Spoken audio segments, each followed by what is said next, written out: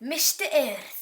Mae gan Mistar Urdd llygaid bach du gyda throen mawr a ceg fawr. Mae'n siâp pyramid neu driongl ac mae ganddo 3 lliw mewn llinellau llorweddol. Mae'r lliwiau'n wyn ar y top, yna'n goch ac yn wyrdd o diwedd.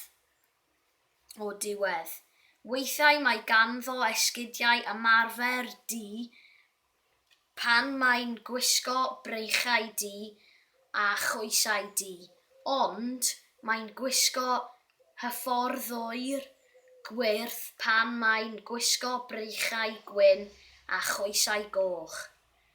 Cafodd Mistar Urdd ei eni gyntaf ym 1976 ar ddarn o bapur yna esblygodd yn degan cofleidol i blant.